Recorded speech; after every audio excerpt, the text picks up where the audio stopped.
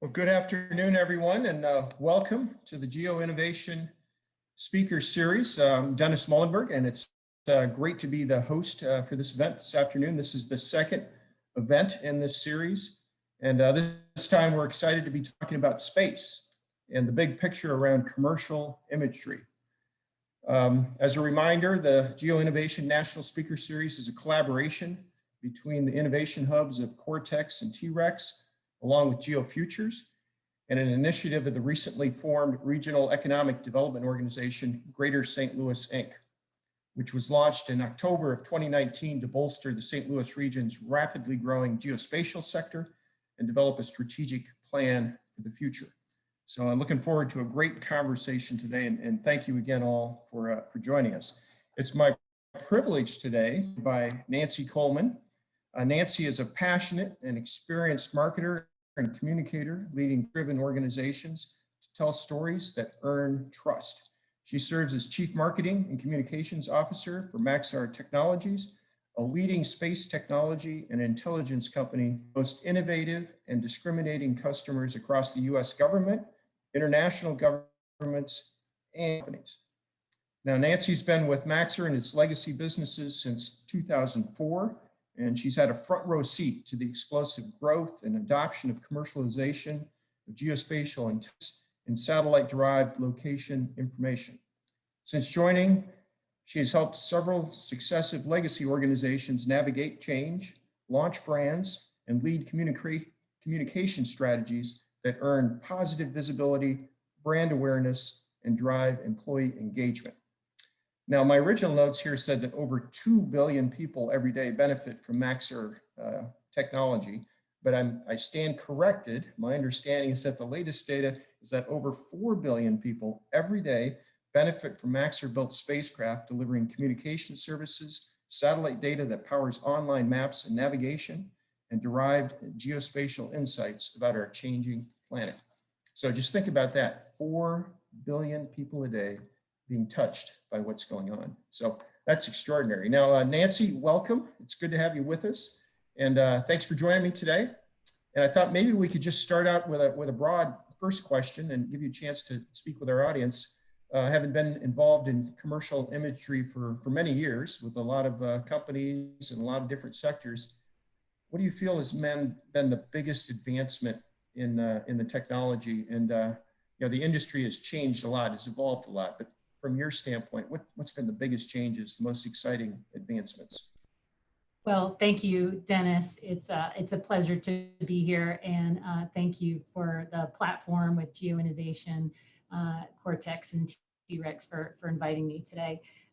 So yeah, the first question is the doozy. What's the biggest advancement? And as you mentioned, having been in the industry for a long time, I did give this one a little thought, and I want to kind of break it into two parts. There's been so much change over the last, I guess it's 16 years now that I've been in the industry. And the way that I think about it is that there's advancements within the commercial imagery industry, and then there's enabling technologies that have really accelerated innovation for us. So I'll start with kind of the key factors and the advancements specifically on the commercial imagery side. We do, sorry about that, manufacture our spacecraft, robotics, and also deliver imagery through our Earth intelligence business. So those are we have a space infrastructure business and we have an Earth intelligence business.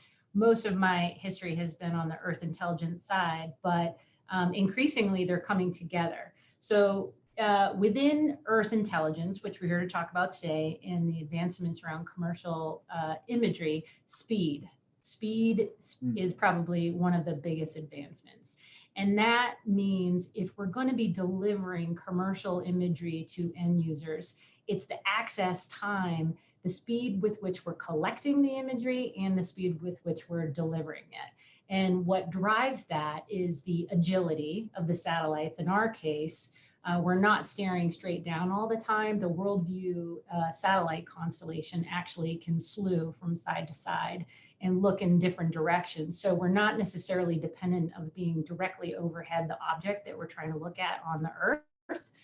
you can slew and look and point in different directions. That's especially true after a natural disaster. You can imagine you really want to be quick at getting the first look at the changes that are occurring on the ground.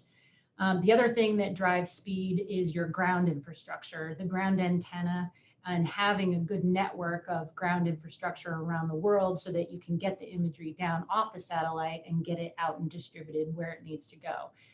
More recently, we're working on technology for mobile ground infrastructure, which is really important for national security missions. And just an example of that idea of agility, because of the way that our satellites image the planet, we can, with one of our worldview satellites, image all of Taiwan in a single pass by having multiple scans in the same orbital pass over that location. We can capture all of that for the entirety of that landmass down to 30 centimeters for the entire country. So that's speed. The other thing is that, when I started, I recall we were still shipping hard drives to our customers because of the size of the data that we were collecting. We didn't even necessarily have the speed and broadband internet or that, even pre-FTP, so that we were actually, it could take weeks to deliver the product to the customers. And now we're down to minutes. So speed is one. The next thing I would say is access. And the way I think about access as a transformation within the industry, it's a combination of the tools that we use, the platforms that we use, and the people. More people have access to commercial imagery than have ever had it before. Both before there was commercial satellite imagery, it was just the domain of governments, and only people with clearances could really look at those pictures. Well, not only do we have tools and platforms that make it accessible, there's more people that are interacting with satellite imagery and are just comfortable with it. Think about Google Maps on your phone and people's comfort level with how to look at and use satellite information in their daily lives. So access, some of the improvements in access have been, back when I started within the US government, if you were an analyst, an imagery analyst, you would have to stand up and walk down the hall and log into a totally different network just to be able to look at the commercial unclassified imagery. Well, that's no longer the case. We have, because of our investments in secure operations, the analysts inside the government can get that all integrated in one common platform and environment, but also we're distributing our imagery through web-based portals like something called Global EGD, which is a program with the National Geospatial Intelligence Agency, and over 400,000 users, military and government users, can get access to the imagery every single day. We're uploading there. So access is, and then on the people side, this is kind of the I thought of a non-expected example of people access to as an advancement, is that things like crowdsourcing. There's platforms like OpenStreetMap and Humanitarian OpenStreetMap where non-professionals can interact and participate in participatory mapping, for example. Back when MH370 disappeared, it vanished into thin air, we opened a crowdsourcing platform that allowed the general public to come in and scan over scenes and scenes and scenes of ocean imagery to try and find clues. And we had at the peak over 8 million people, old and young, experts and non-armchair imagery analysts who were curious and engaging. So that's been a huge and exciting change. And then there's other organizations like Jane Goodall and the Amazon Conservation Team that use imagery with non-experts to try and help conservation planning, for example. So I think that's, some of the unexpected ways that access has changed. Accuracy is been increasing over time. Optics are part of that. You have bigger optics, you get better resolution. But last year, Maxar made a acquisition of a company called Vricon, where we're now using 3D georegistration to improve the accuracy of all the pixels in the imagery, not just in the X and the Y axis, but also in the Z. So we're becoming more accurate in every dimension in terms of what we're capturing and understanding from space. And then the other areas are volume. The volume has changed over time, the variety. We can go into some examples on that, but volume is incredible, and it's driving the more volume that the industry has been collecting, and you add the access to that with the tools. We're developing new use cases. We talked about this a little bit before, Dennis, that every day, well, not every day, but the ways that people are imagining the application of this technology has never stopped evolving, and that's made it exceptionally exciting industry to be in. And then for enabling technologies, there's cloud storage, like AWS. Launch costs have gone down, and access to space has become, the barrier to entry to being in the space industry has gone down. And then AI and ML. So that's a lot. That's probably the most in terms of what we'll talk about today. But when I really thought about it, that the amount of the advancements has been extraordinary and fun to watch, and an exciting place to be right now. And Nancy, I think it's arguable that those changes are almost continuing to accelerate. Don't you think? You talk about speed and accuracy and access, and how it's changing people's lives.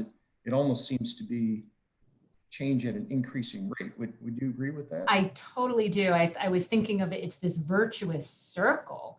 When the volume of data used to be the challenge with our government customers, because they have their data, we have our data, and when you put it all together, it was obvious that we couldn't, you as a human, you couldn't really analyze all the information that we were collecting. We just on our worldview satellites alone, it would take one human intelligence analyst 80 years to analyze one single feature, let's say roads, to analyze one feature in a single day of the collection of the data that we take. 80 years it would take one analyst. So you're right, as the volume has gone up, you need the AI to actually extract the valuable information out of it. And it's accelerating. And then, when you combine with launch and AI ML, it feels like we're going warp speed right now. Warp speed, I love it. Being a Star Trek fan, I love that term. And Nancy, I just building on what you just described, I just recently launched a new SPAC, New Vista Acquisition Corporation, and we're focusing on some of these emerging technologies in this aerospace arena. And I look at what's happening in the space ecosystem broadly, as you described, and it's fantastic how it's building out. If you look at low Earth orbit ecosystem. And just a lot of energy in space right now. I see so many companies investing. And of course, in the news, we see things like NASA's Perseverance rover. We see SpaceX's Starlink constellation. A number of other satellite companies working on different kinds of applications. And as you mentioned, launch costs are coming down, and companies that are working on breaking the cost curve for access to space. Right. To me, this is unleash an even bigger future. So, if you look at all the accomplishments behind us, as you well described, now as you look ahead to the future of commercial imagery and what might be around the corner, and kind of visioneering that future, what do you think's out there? Just let your imagination run. Well, I'd be remiss. I know we're talking a lot about commercial imagery, but I'd be remiss if I didn't mention that Maxar is very proud. We built the robotic arm that's going to be taking the soil samples on the Perseverance rover Mars mission. We built that robotic arm, and it makes it our 6th robotic arm on the surface of Mars. But back to commercial imagery and thinking ahead. We'll have to do another session on Mars exploration, though. I love that topic too. So I'm glad you guys are out there. It's like half my brain thinks about looking down at Earth and what we can do there, and then the other half is looking into deep space and thinking about what exploration we can be part of. No, that's a great question. It's tough to make predictions, especially about the future. That's a Yogi Berra quote. But I agree, it is hot. Space is hot. One way to look at that is you see my teens are sporting their NASA gear. It's one of the hottest brands that kids identify with, and it's really has a resurgence in terms of that the romance and the fascination with space. And similarly, you look at what SpaceX has done in terms of drawing positive attention. You've got NASA as an established 60-year-old brand that kids really love. And then I've got my teenagers who covet SpaceX marketing swag, that they want to be associated with that. So I think there really is I don't want to call it a renaissance, but it's hot. And government spending is increasing, and private investment and SPACs. There's just a lot happening in terms of people running at space. For Maxar, publicly traded, I didn't mention that, we are a pure space play, both on the manufacturing side of spacecraft and deep space exploration, but also on the Earth imaging side. I think when I look ahead, the predictions are really just that it's connecting more people in more ways and solving more problems than ever before. You think about all the ways that our economy is dependent on, from our banking systems to navigation to national security, our communications, broadband, Earth observation. That's all established and woven into the economies that we have today. I think for predictions, the pipeline for talent is growing. I think jobs is part of, it's going to be a growing industry. I think there's a proud history of this in the United States, and it's important that we maintain our industry leadership globally. And so we need a good pipeline of talent. And I think that's one of the things that I'm excited to explore in St. Louis as we begin to grow our footprint there as well. So talent and the pipeline for talent, and diverse talent too, because we really need, because the variety of use cases is expanding, you need people with a big variety of backgrounds that can really bring different perspectives and how you're going to apply the technology. And who would have thought, that we were going to be using images from space to have onboard navigation inside our cars for autonomous driving, or even just for Uber to get you from point A to point B.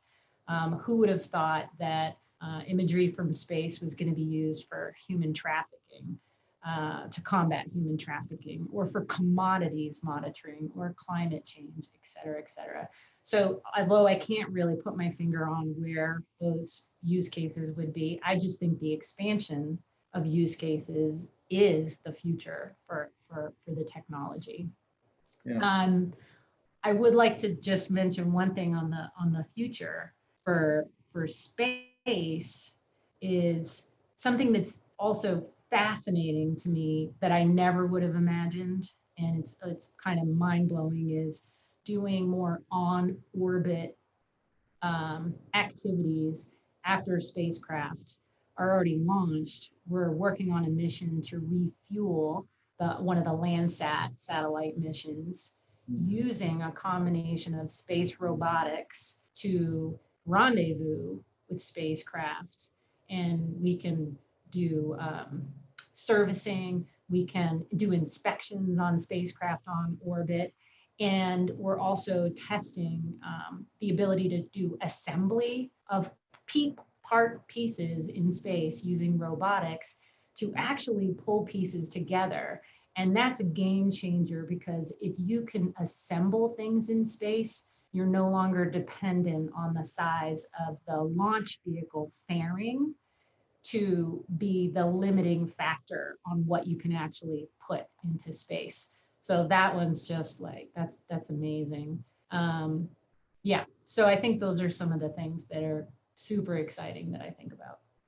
And I think your last point there, Nancy, is a great one. You see this revolution in broader space capabilities like that. So a lot of companies working on space-based manufacturing. I think we're gonna see space factories emerge. Things like new metal alloys that are more strongly built in a microgravity environment, tissue growth for biomedical purposes, all kinds of opportunities there. And then throw in space tourism and a number of other economic models that are only going to add vitality, I think.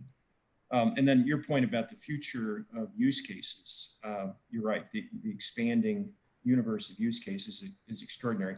I understand you might have maybe a shot of some airplanes or something that might be fun for our audience to look at. Yeah, well, you'll test my my Zoom skills here just a second. So this, I had this image I thought that might be fun, especially for you. Okay, do you see the space? Do you see the airplanes? I do. Okay, so this was taken, what you'll see, this is some Russian aircraft. We took this with our Worldview 3 satellite last week, and we did some post-process imaging. So for those folks that may not know, so this is an overall strip, and each one of those we've kind of popped out what some of the features. So we've got 3 different Russian spacecraft here. You can even see the insignias on the wings of the spacecraft here. You can see the lines on the runway with great detail. I mean, there's just an incredible amount of information in this image. So you probably know more about these aircraft than I do. All of these birds. So a Su-24 Fencer, a swing wing tactical airplane. We've got the mainstay, which is sort of a equivalent of the U.S. AWACS, if you will, and then the big Antonov 124 Condor, heavy transport. So C-17 kind of airplane. So I'm familiar with all the I'll say the Boeing versions of these kind of capabilities, right? So that's a pretty neat shot. Yeah, it's pretty neat. So it gives you a good sense of traveling our satellite. Well, in low Earth orbit, you're traveling 17,000 miles per hour, and just to get that kind of quality of resolution. And this is just a very small footprint of what we're looking at every single day. And then the other thing I would mention is we talked about AI ML a little bit. Increasingly, we're getting better at using machine learning to look at all the imagery that we're collecting and automatically identify airplanes. So that if you're looking at national security missions and you really want to know where assets are around the world, you can use machines to do the heavy lifting for that, given the volume of data that we're collecting every day. It's really exciting. That's as you said, great piece of imagery. It shows the level of detail and specificity. Yeah. Incredible, just incredible. Well, hey, thanks for sharing that. I want to pull a little bit on the talent thread that you mentioned, Nancy, and the importance of future talent pipeline. Obviously, the St. Louis region is growing rapidly in the geospatial technologies. Your work here and engagement is much appreciated. But you talked about the St. Louis region and some of the talent here, and just curious if we could pull a little more on that thread. What's unique about the St. Louis region? What's attractive about the talent here? Obviously, with NGA West standing up, that's an additional wonderful inflection point for the region. But just some of your thoughts on the regional talent base and future. Yeah. So it never hurts to be near your customer. And so I think, St. Louis, although I would say, St. Louis, the history in St. Louis, I'm still learning, but having been in DC for a long time, 25 years. My family lived there.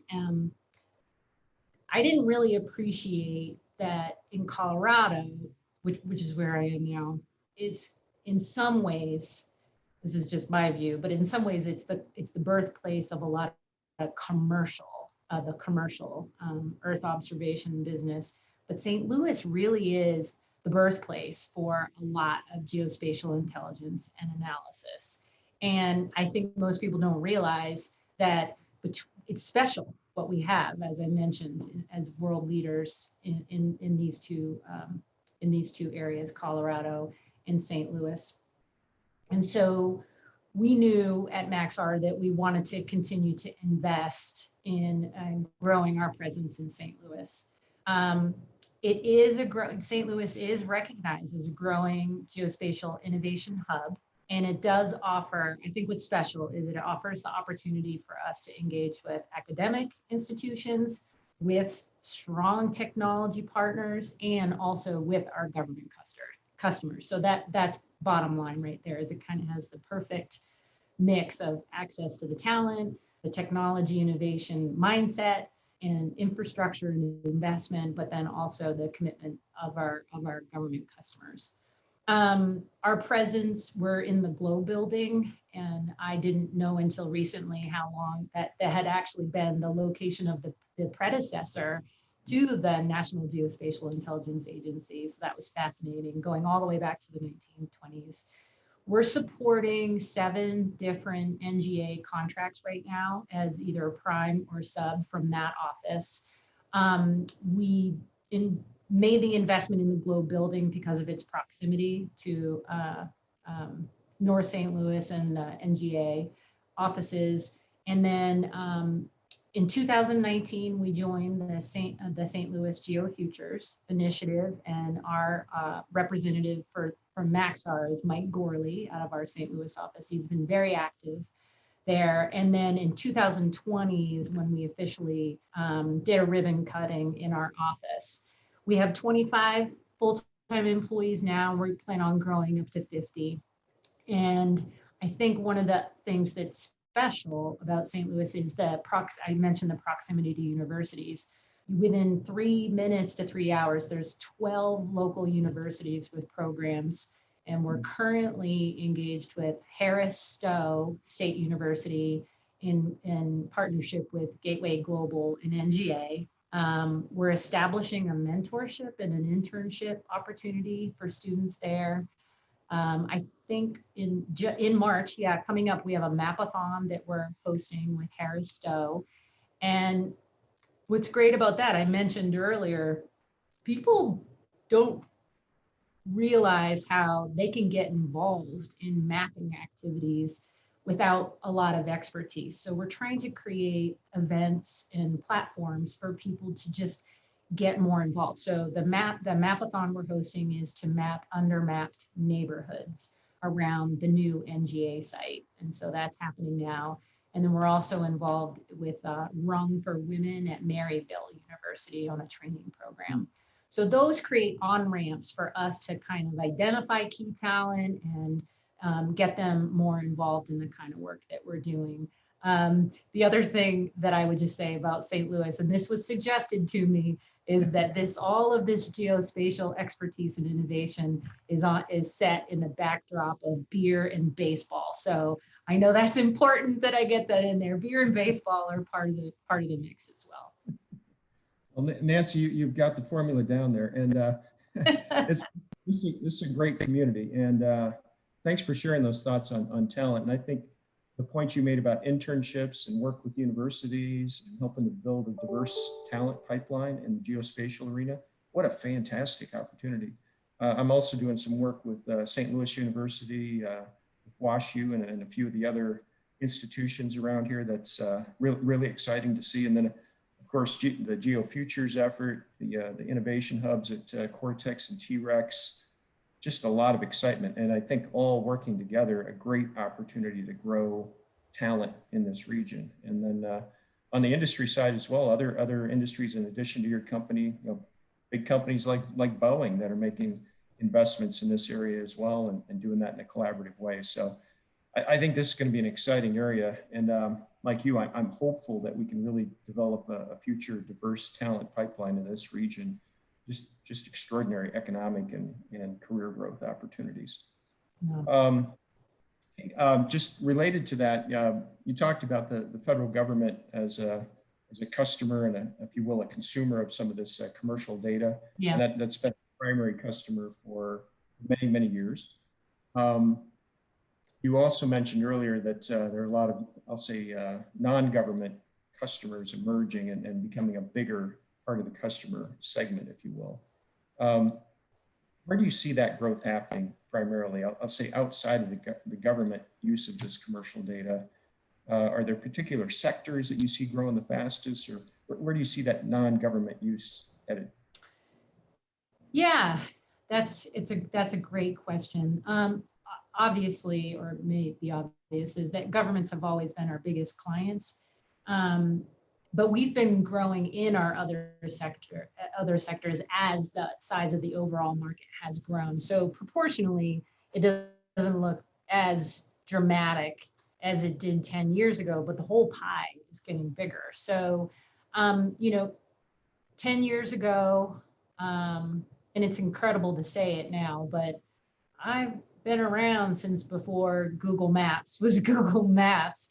2005 is actually when they launched, but 10 years ago, online mapping, for sure, in terms of our commercial market opportunities, have been the biggest drivers for the commercial side of the business. And that's still true today. Some of the emerging applications in commercial that are fascinating are telco, building out 5G networks. If you think about having line of sight ability for antennas on top of buildings and just good location data for 5G networks, that's one of the big opportunities that we see in commercial. Energy firms are monitoring critical infrastructure. That gets more valuable as you think about far-flung areas that are harder to go and physically look at.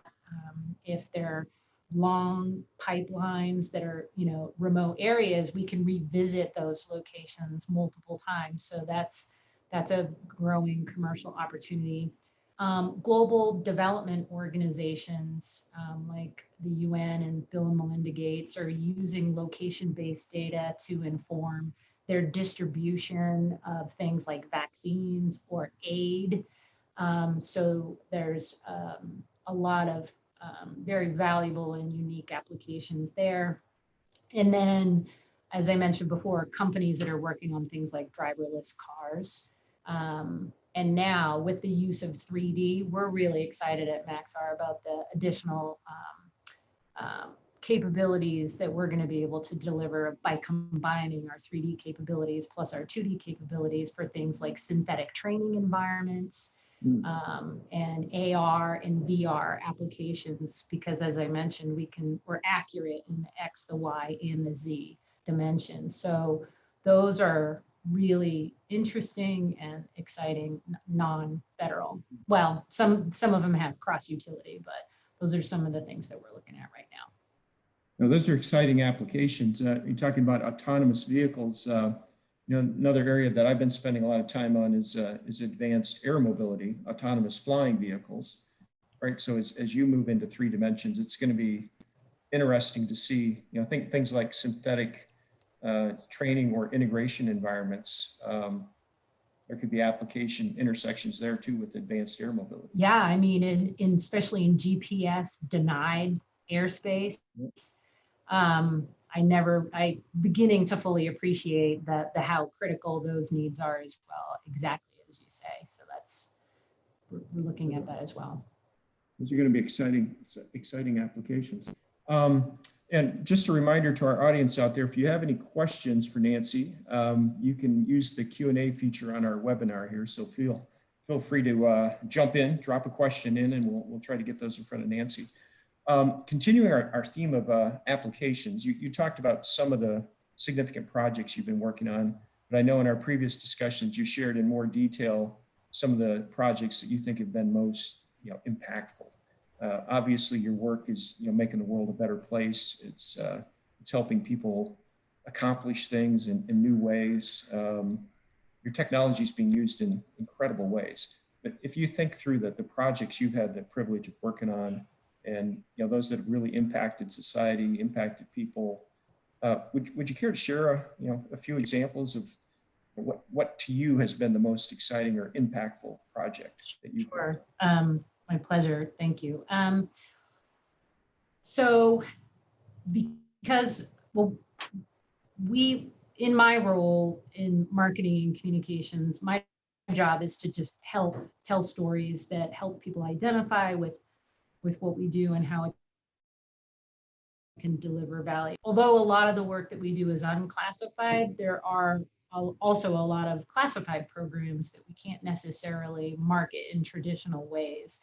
So one of the ways that we try and communicate is to work with the media and work on using our technology around investigative stories that the information that we're collecting from space is providing visual evidence of something that's happening on the ground to help support a fact-based or an evidence-based approach to the work that investigative journalists are doing. So that's called the News Bureau at Maxar, and we've done a lot of projects that I think are both impactful and meaningful, but they also are good proxies for illustrating the kind of capabilities that we're delivering against on national security missions where we can't necessarily speak directly to them.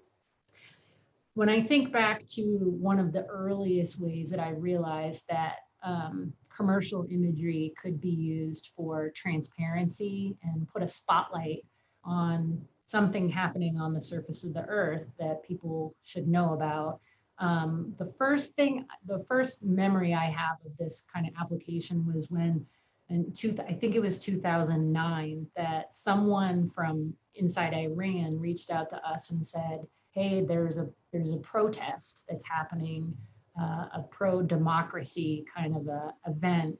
And they expected that there would be loads and loads, thousands of people that were going to show up, but they were worried that the world wouldn't know. And because they felt like the information wasn't necessarily going to reach outside their borders. And they said, can you image this for us? Like we'd love for there to be evidence that this actually happened. And I'll never forget it. My boss at the time said, oh, yeah, we'll see. What time is your event? And they said, I think it was like, late afternoon.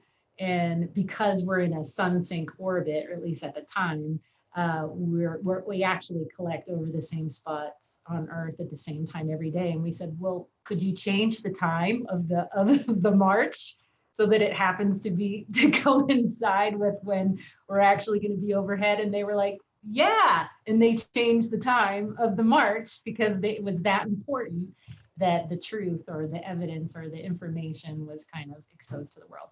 So anyways, I remember that fondly because it was so eye-opening that we had this tool, we had this ability to put a spotlight on something that was happening. And more recently, just in the last few weeks in Myanmar, very similarly, people turned out, pro-democracy movements. There was an outcry in Myanmar. And so we were able to capture images from space over people protesting in the streets and even put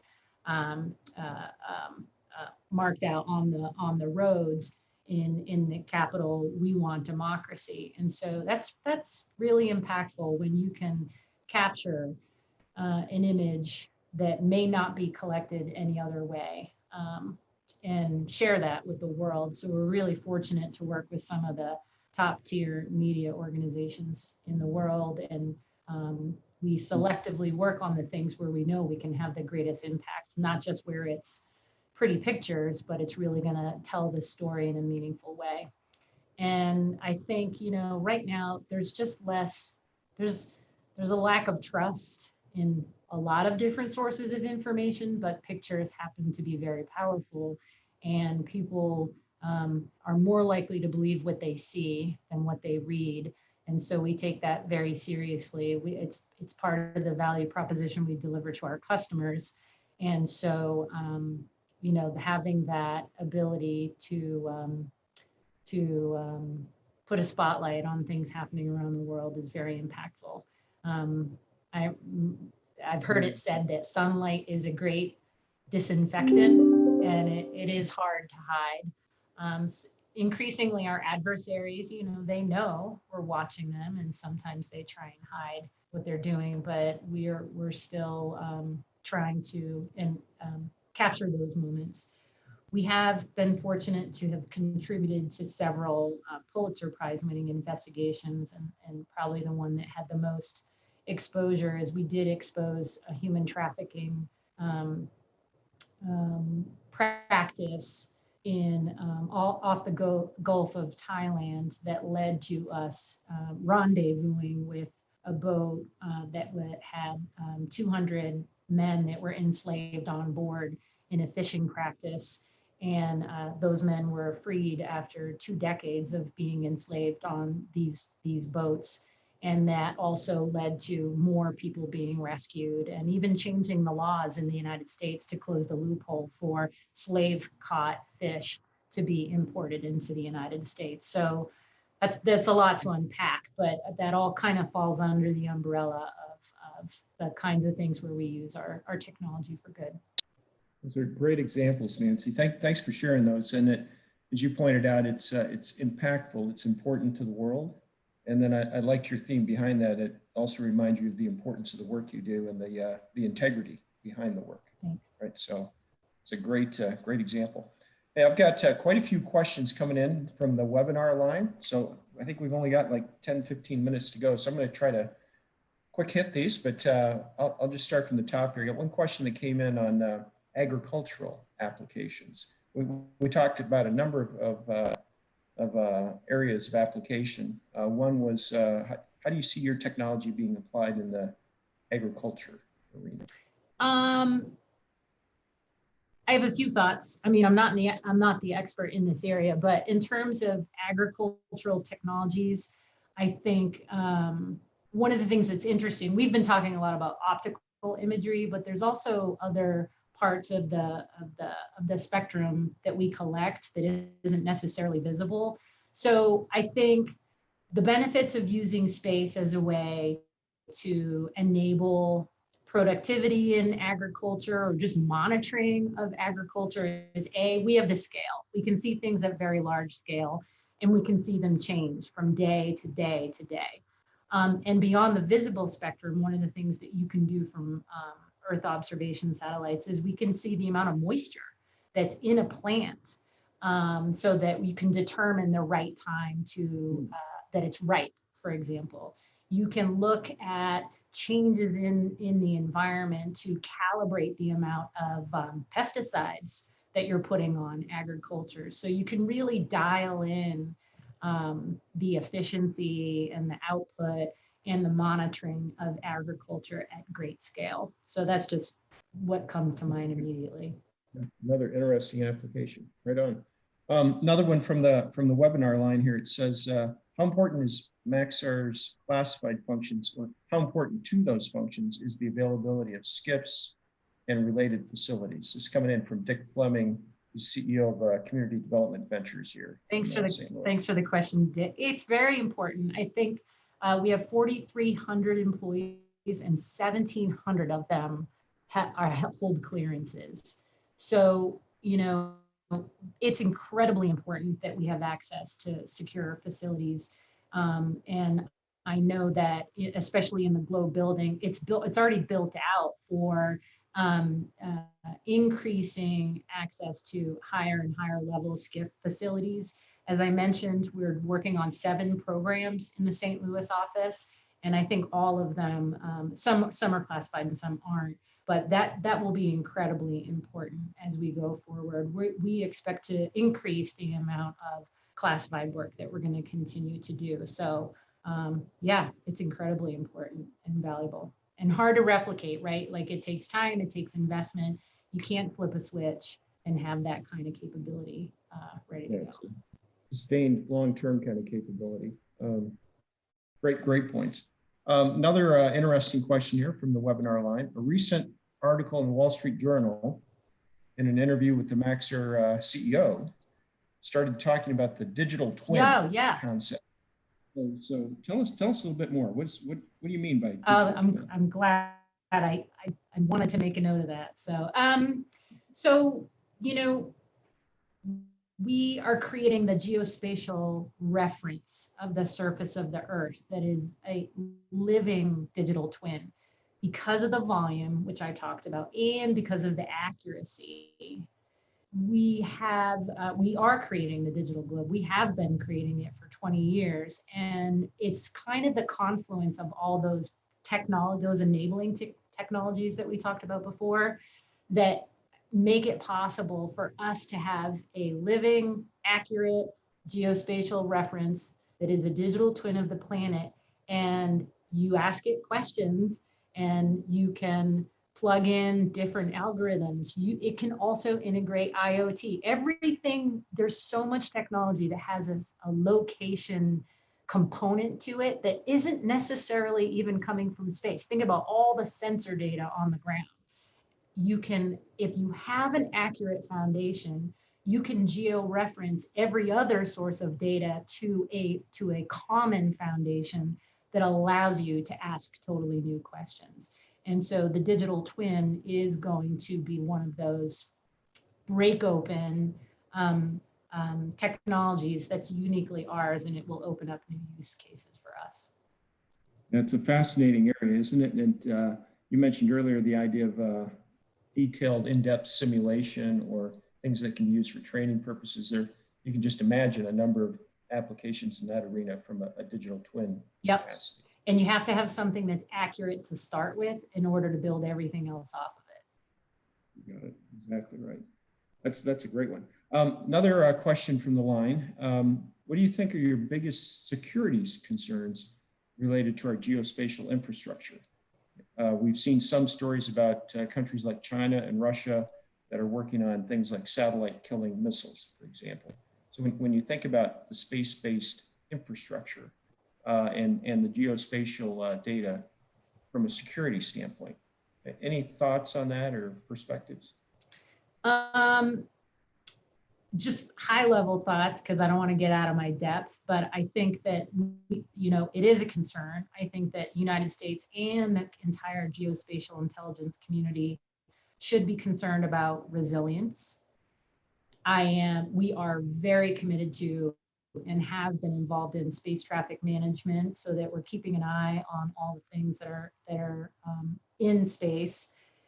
We're very concerned about making sure that debris is managed well. And I think the overall resilience of our overhead architecture, both on the national side and on the commercial side, are top of mind for us.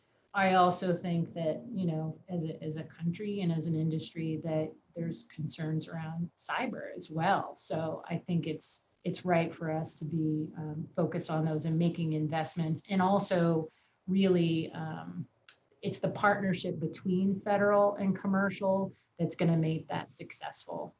Because as I mentioned before, although the lower barriers to entry for launch costs make it easier to get into space, it can't be the Wild West, right? And so we have to also have the ground rules for space traffic management that help keep our assets protected, because it is so woven into our day-to-day lives, which we talked about.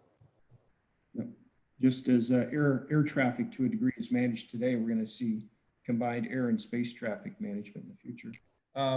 Going on to the next one here, Nancy. Question coming in says, this information is very interesting, but the question, does Google work with you, or do they mimic your technologies in their Google Maps? So Google is our customer. If you look at the footnote, if you go into Google Maps, they actually are one of our largest and longest commercial customers. So when you go into the satellite view that's in Google Earth, it's very likely going to be Maxar imagery that you're looking at. And that's especially true. They use a combination of sources. I think we've had the longest running relationship with them as in terms of being the source datum that powers Google Maps. And we have a great partnership with them. They also use aerial imagery over urban areas where needed. And I think what would be worth noting there is that satellite becomes highly effective over far-flung areas of the world where it's just not as easy to get airplanes over them. So in terms of total coverage, I would say it's primarily going to be from sources like us. Very good. Okay, that's a very helpful answer.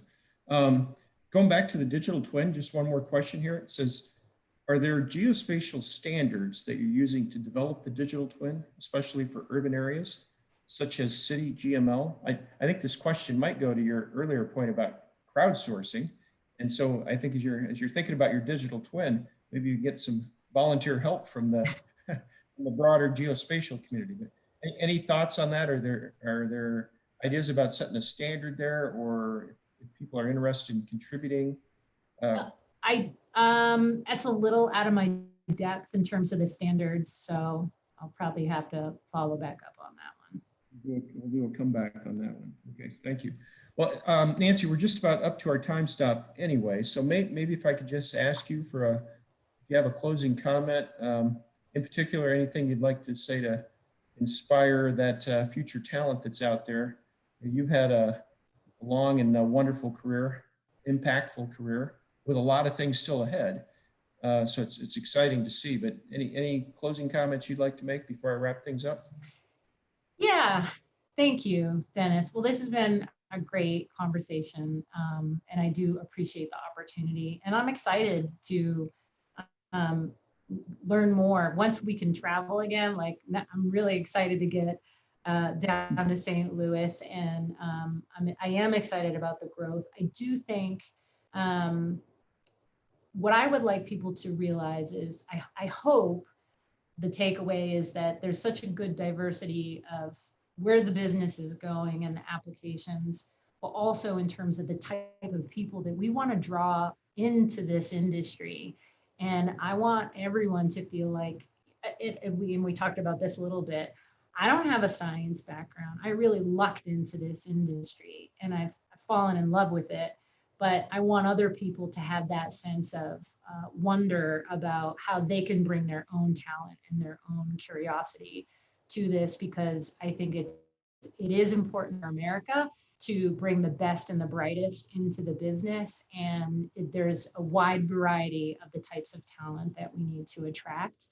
And that's where I think St. Louis really is going to bring something special to the table.